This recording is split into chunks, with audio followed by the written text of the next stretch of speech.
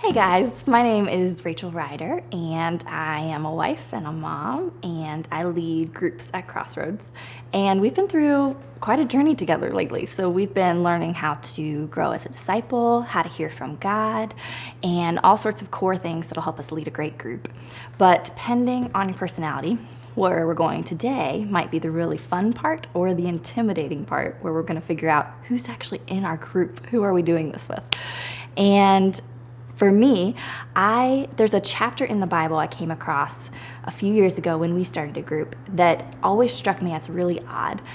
Jesus was sending out the disciples, which I think we're all being sent out in a similar way, to gather people, to lead people, and he gave them some curious instructions where the big idea was that we don't have to search really hard or convert anybody or convince anybody or even include everyone. We just have to learn the signs of what God is already doing, because what Jesus said is basically God's already preparing people all around us.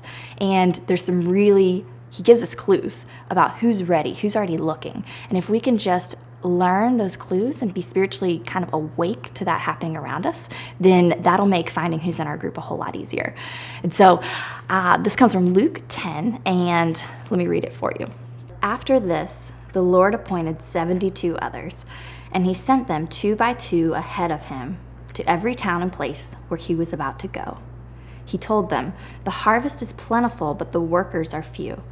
Ask the Lord of the harvest, therefore, to send out his workers into the field. Go, I am sending you out like lambs among wolves. Do not take a purse or bag or sandals, and don't greet anyone on the road. When you enter a house, first say, 'Peace to this house.' If someone who promotes peace is there, your peace will rest on them. If not, it will return to you. Stay there, eating and drinking whatever they give you, for the worker deserves its wages. Do not move around from house to house.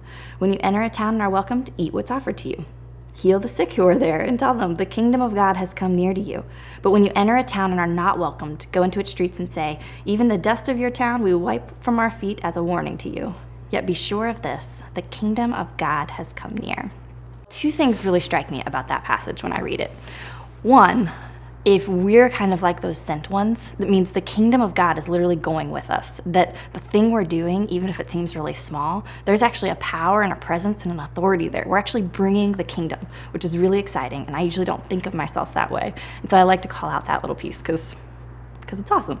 But then the second thing is that this person of peace idea that they reference, to try to put it in layman's terms, it just means it's somebody who likes you, welcomes you, and serves you. So in the Luke 10 passage, it was somebody that they'd welcome you into their house, they'd feed you, they'd take care of you. And I think a lot of times I always thought, well, I'm the leader, I should be serving everybody. But in fact, Jesus is kind of saying the opposite. He's saying, who welcomes you? Who already wants to hear what you have to say? Who already wants to do what you're planning to do? So for us, my husband and I started a group about 4 years ago, and we led it for 3 years together, and we called it Open House because it was really simple. We just wanted to open our house up one night a week and have dinner with friends. So we invited people, and we cooked dinner, and we waited, and we waited, and we waited because nobody came. It was super awkward. These were our friends, and they didn't show up. So we thought, okay, well, we just maybe made the invitation a little too flexible. We should adjust the time. We should do this. And really quickly, God made it clear to us that it wasn't what we were doing, it was who we were after. And it turned out that he had other people in mind.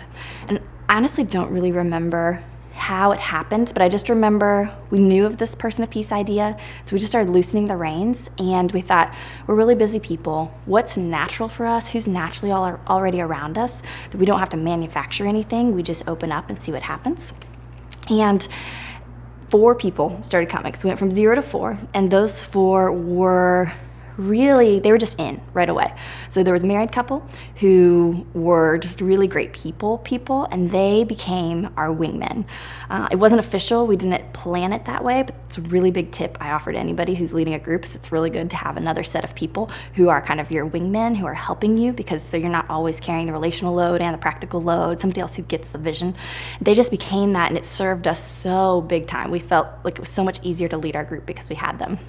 And then we had this other guy who we'd known, but we hadn't been close to. He was a single guy And I'm pretty sure he just started coming because it was free food every week, but it worked. And he just brought in this posture of learning. Like, he just made it so easy. We weren't doing anything overtly spiritual, but he'd ask questions and he was open, and he just set a tone in the group for that. And then the fourth person that was kind of our first regular was our neighbor, and we hadn't been very close to her either, but she actually moved to the US from a country that's a lot more communal than I ever experienced, and she just started teaching us what community was like, from giving us her car keys to giving us her house keys to insisting that we no longer buy rice. Another pro tip: if you feed people a lot, rice goes a long way. So we made a lot of Mexican, we made a lot of Indian, we made a lot of Asian, and so she just said, hey, from now on, never buy rice. You have keys to my apartment, just come up and I'll always have a 10-pound bag there for you. Beyond that, she started cleaning our house like crazy at the end of the night. Like, as soon as dinner was over, she would just go in and she'd start cleaning everything, and it set this tone that then everybody started cleaning up. And our house was actually cleaner at the end of Monday nights than it was any other day of the week because everybody pitched in. And that just started to build this family sense where we weren't entertaining or hosting anymore, but because the people who were coming had those, like, we serve you, we like you principles in them, it just started to become really natural. Wasn't anything fancy. We were just eating dinner together, and we started noticing seekers in our life that were interested in this. One guy in particular, we'd been emailing, and he was wrestling with some stuff that just felt out of my league. I didn't know how to help him, and so we'd actually connected him to counselors and experts in the stuff he was wrestling through, and nothing was sticking. So finally I just said, hey, do you want to come over for dinner? Like, we have dinner with people every Monday. You can come. And within 2 weeks, he started having all these breakthroughs. He just said stuff he'd been wrestling with forever. He said having an actual seat at an actual table at our house every week with people who accepted him, it just started melting away all these other stuff that he hadn't known how to solve, that he felt like he belonged for the first time. And then other people started inviting. Our core each had their own people of peace, and they were gateways to all these different communities that Andy and I never would have accessed. And quickly, the group grew from 4 to 10 to 15 to 25. We were soon cooking dinner for some weeks 30 people. With help, people pitched in and gave us money. And it was amazing. People who were here in Cincinnati temporarily but just didn't have family, they just dove in. People who weren't connected at Crossroads suddenly started coming to dinner and then getting connected at Crossroads. A friend of mine who had all of a sudden become a single mom, I was really busy at that time, and I thought, I don't really know how to bless her. I don't really know how to be with her. But because we had this rhythm, we were able to just invite her in, and then I wasn't the only one taking care of her. Everyone was taking care of her. And another friend, she moved away to California about 2 years into open house, and she started still inviting people. She would be in California and text people in Ohio, you should go to my friend Andy and Rachel's house because they're having dinner and you'll really like it. And it just kept growing.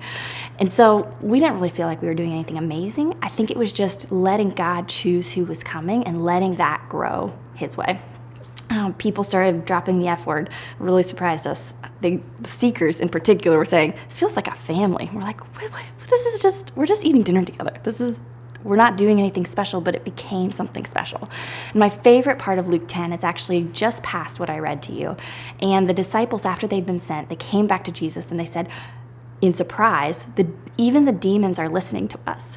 Healing is happening. And we kind of felt like that too. Like, we weren't trying to do anything special, but stuff that was special started happening.